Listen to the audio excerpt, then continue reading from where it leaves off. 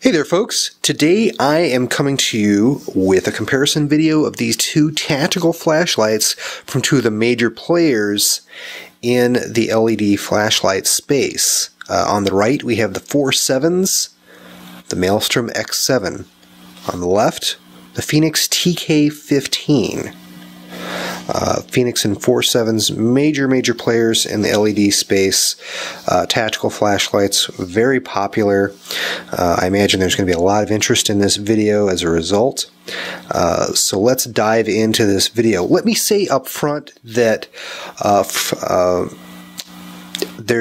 TK15 is probably not the best model for me to use to compare against the X7.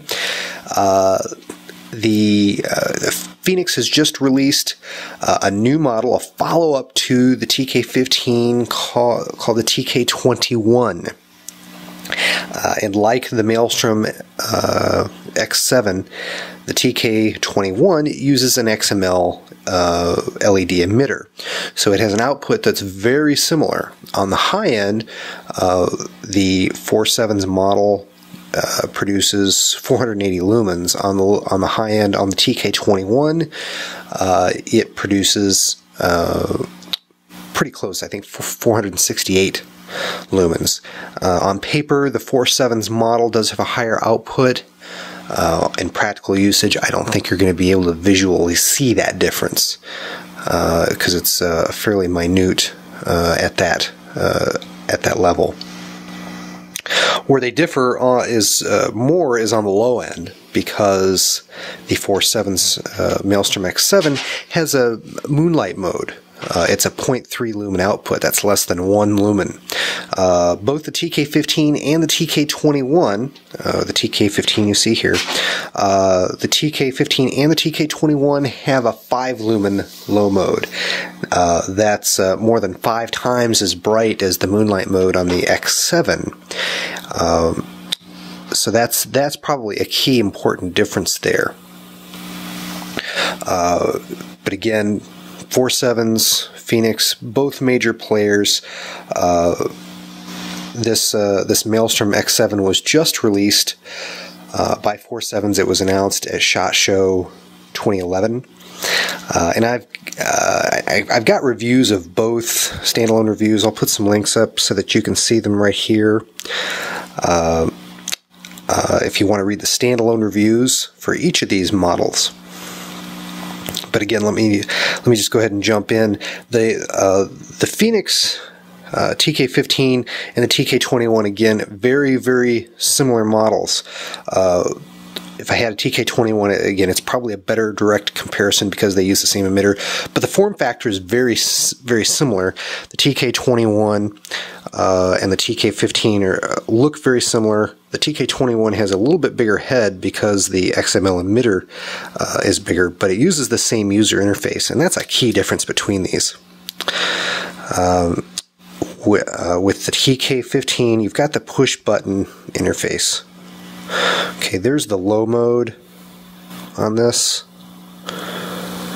and you can actually see it a lot better here in the video because, again, it's 5 times as bright as the low mode, that moonlight mode on the 4Sevens.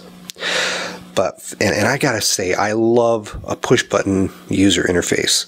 There's so many different user interfaces out there, and this is really so easy to use. The user interface here on the 4Sevens model is a twist. Okay, I want to just show you the moonlight mode here again. You can see that the emitter is on, but you can just barely see any light here in the studio lighting coming out of that. But to make this guy brighter, you simply twist to the right, and you can see the light slowly as I make quarter turns to the right. As I get progressively tighter with the head, the light gets brighter. And then once it's fully tight, you go to the brightest output mode, the 480 output.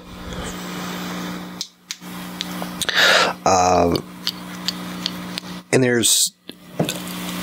I'm going to give you kind of the pros and cons of both user interfaces.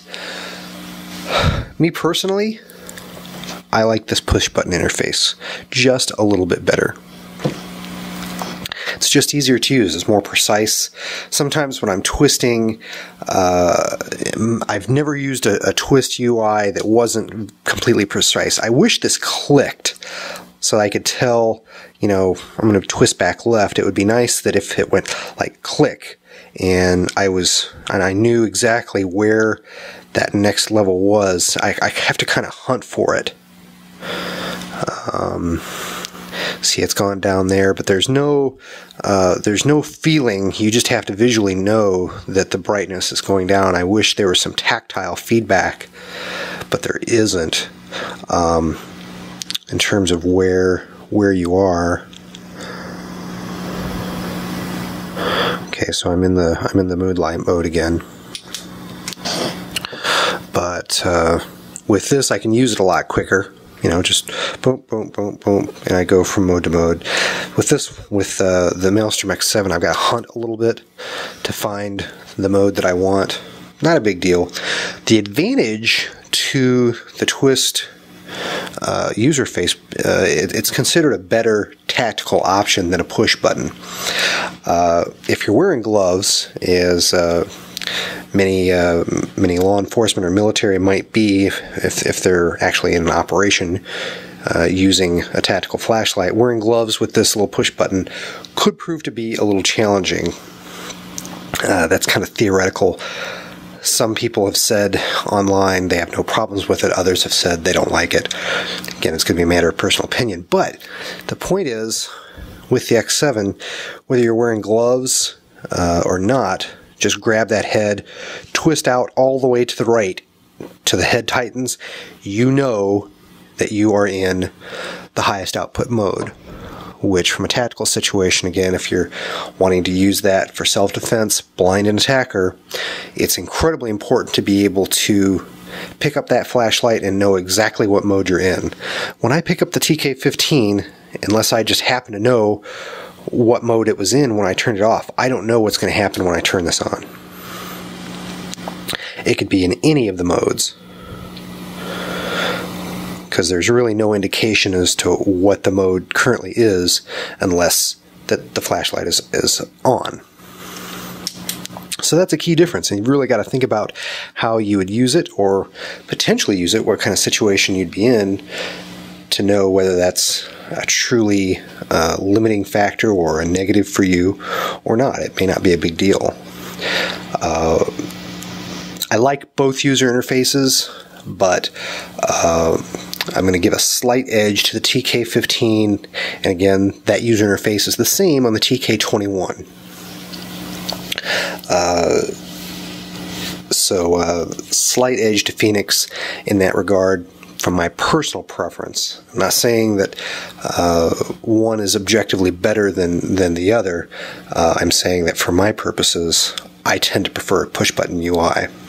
However, having used the Maelstrom X7 for a few days, I don't mind it, and I can see the advantage of being able to tighten the head and be in that UI, or being that high mode in the UI, being able to twist out and tighten the cap and know exactly where you are.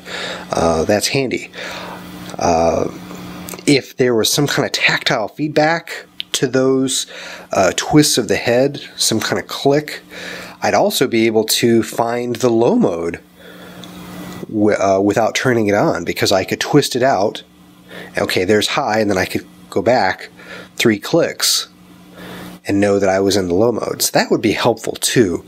Maybe at some point some of the manufacturers like 4Sevens will put some sort of a tactile or slight audible feedback to help you discern what mode you're in. I think that would be really neat. I'm going to be honest with, from other aspects, the TK15/TK21 and the Maelstrom X7s are going to compare pretty closely to one another. They're both tactical flashlights, both weapon mountable. A lot of people buy these to weapon mount them. They both have removable cigar plunger rings. Some people like those, some people don't. They both have pocket clips, similar knurling patterns. They're both Chinese-made products. 4Sevens is headquartered in the U.S., but they have all their flashlights are made in China, I believe. And then Fenix is a Chinese-based company, I believe. But both put out an amazingly high-quality product with very similar standards. Again, these two compare very favorably head-to-head. The two main differences between them, again, are the user interface, which I've just demonstrated, and the low mode. My personal preference of the two, and this is hard for me because I've loved the TK15, and again I had the TK12 before it, but I'm going to give the edge in comparing these two to the 4Sevens, because while I like the user interface of the TK15/21 better, I don't dislike the user interface on the 4Sevens, and the moonlight mode is a big, huge advantage for me personally over the low mode in the TK15 and the TK21. I was really disappointed that when Fenix announced the TK21 that they didn't put a moonlight mode in that flashlight, because again, so many people find that helpful and useful. So I think Fenix kind of dropped the ball there and left the door wide open for some other up-and-coming manufacturers like 4Sevens to pick up the slack there. Okay, let me go ahead and feed in some beam test comparisons. Let me bring up the TK15 to compare. Okay, there's the 5 lumen mode, next highest. There we go. There's the TK15 high mode, 337. Now you can see the differences. The TK15 has a bigger, more defined hotspot because this is primarily designed for throw. And you can also see there's a color difference between the two lights. The Maelstrom has more of a yellowish kind of tinge, whereas the TK15 is a nice, clean, white light. I know there's a lot of folks out here that don't like a yellowish light. If you're that particular, then, you know, be warned, you're not going to be happy with the Maelstrom X7 because it's got a definite yellow cast or hue to the light versus the nice bright white, bluish white of the TK15. So there's some beam characteristics for you, so you can get an idea of what these are like.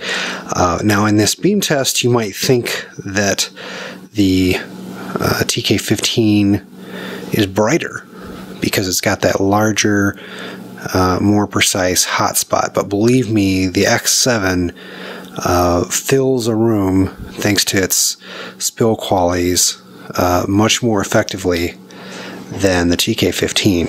TK15, again, got that nice bright hotspot. So if you're looking for pure throw, go with the TK15. If you're looking for a nice compromise, I've got a light that's almost pure flood, the ThruNite 2C, and you can refer to my video there to see some beam shots from that. But this light, the Maelstrom X7, I think is a real nice compromise between throw and flood. Okay, so there you have it. There's my comparison of the Maelstrom X7 tactical flashlight and the Fenix TK15/21. Both are great products. For my purposes, I kind of put the Maelstrom X7 here on top of the TK15. I think the Maelstrom X7 comes out on top, and it's why I purchased it. There is a fourth key difference, and that's going to be price. Okay, if you're comparing Again, this is where it's kind of an unfair comparison. The older TK15's been out there a while. It's more heavily discounted.